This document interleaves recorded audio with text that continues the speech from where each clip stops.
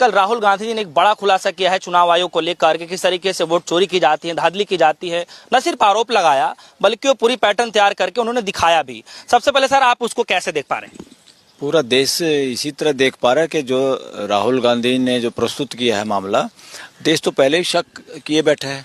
देश को तो विश्वास है कि धांधली हुई है, देश को तो ये विश्वास है कि चोरी चकारी की सरकार है, देश को ये पूरा विश्वास है और ये स्पष्ट है कि चोरी चकारी से नियुक्त किए हुए इलेक्शन कमिश्नर बैठाए गए हैं देश के अंदर, कानून का वायलेशन करके ट्रांसपेरेंसी और इक्वालिटी और जो संविधान के मूल्य हैं और लोकतांत्रिक जो मूल्य हैं उनकी अवहेलना करके चोरी चकारी से बनाए हैं कि मनमाने लोगों को मन मर्जी से और ऐसे चाटुकार लोगों को इलेक्शन कमीशन लगाया जाए ताकि इलेक्शन में गड़बड़ की जाए।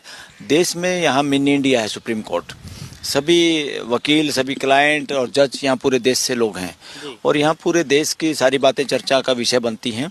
आज चर्चा का विषय ये है और ये मेजॉरिटी ऑफ कंट्री के लोगों का यही मानना है कि धांधली में शामिल है इलेक्शन कमीशन, धांधली में शामिल है प्राइम मिनिस्टर, धांधली में शामिल है गृह मंत्री और यहाँ तक भी लोग आरोप लगा रहे हैं कि गुजरात में भी इनकी सरकार इसी तरह बनती रही और इसी तरह सरकार में यहाँ गड़बड़, इन्होंने मॉडस ऑपरेंडी चेंज कर करके गड़बड़ किया।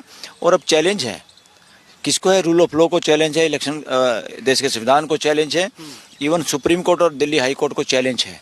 चैलेंज ये है कि देखिए हम कैसे गड़बड़ कर लेते हैं, या आप हमारा कुछ कर नहीं पाते, या हम जो चाहते हैं उसी तरह का फैसला हम ले लेते हैं। ये एक चैलेंज है और अब देश को लगता है कि देश की बड़ी अदालत यानी जनता की अदालत में ही पॉलिटिकल पार्टीज को या इस तरह के नेताओं को जाना पड़ेगा।